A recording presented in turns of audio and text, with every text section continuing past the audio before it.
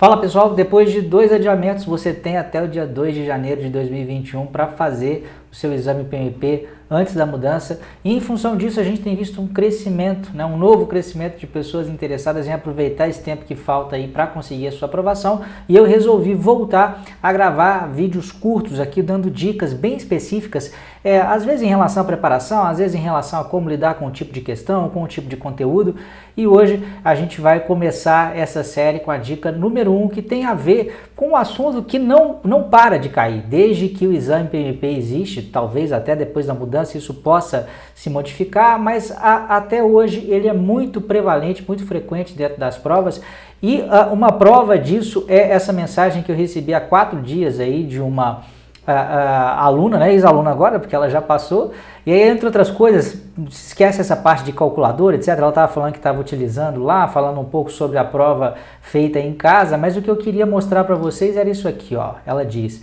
caíram muitas questões de controle de mudanças, e muitas do tipo o que fazer na sequência, enfim, deu tudo certo, ela estava feliz da vida e com razão por ter sido aprovada. Agora, que tipo de questão que é essa? É um tipo de questão que vai fazer com que você precise saber essa sequência de passos aqui, que é a sequência de passos do controle integrado de mudanças. E tem muita gente que pode falar, André, você vive falando nesse troço, por que você fala? Eu falo tanto porque cai muito e eu quero que você seja aprovado. O que é isso? Sempre que chegar uma mudança de qualquer natureza, você deve seguir essa sequência de etapas e garantir que ela...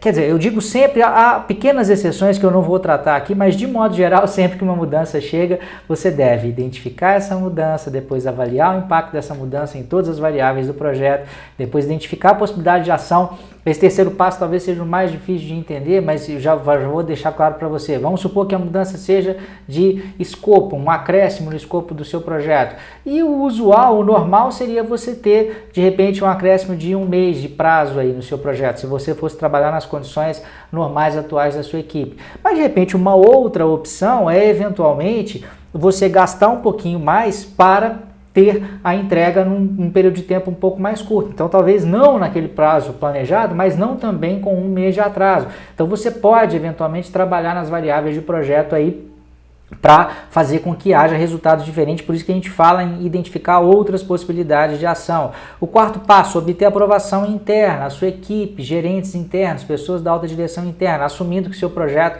tem um cliente externo.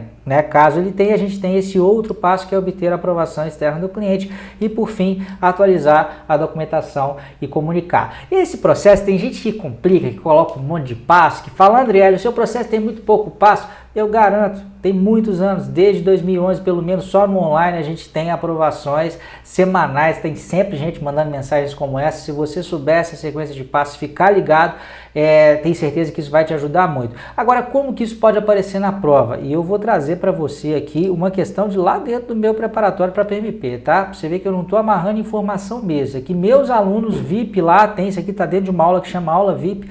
Eu vou mostrar para vocês só uma palhinha do que a gente mostra lá e como é que a gente aplica, esse conhecimento que eu acabei de passar para você aí. Olha só, a questão diz, eu vou resolvê-la junto com você usando esse diagrama aqui. Você é o gerente de um projeto de construção de uma casa. Você fica sabendo que o subcontratado responsável pela pintura pintou as paredes da casa usando uma tinta de textura ligeiramente diferente da especificada. A tinta é mais barata, o que trará um benefício financeiro para o projeto e para o cliente. O que é melhor fazer primeiro?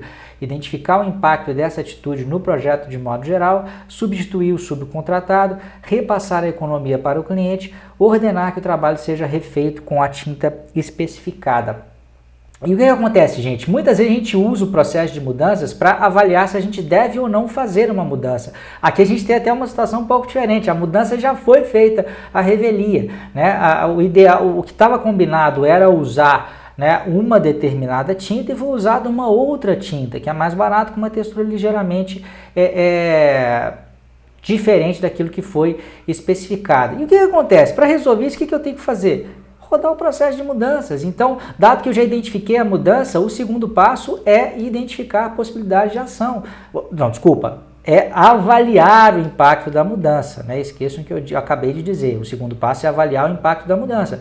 Então, basicamente, o que a gente tem aqui é a letra A, identificar o impacto dessa atitude no projeto de modo geral, tá correto? Eu vou substituir o contratado? Isso não vai resolver meu problema, eu tenho que resolver o problema do projeto, não é ficar bravo necessariamente com o subcontratado, depois eu posso até fazer isso.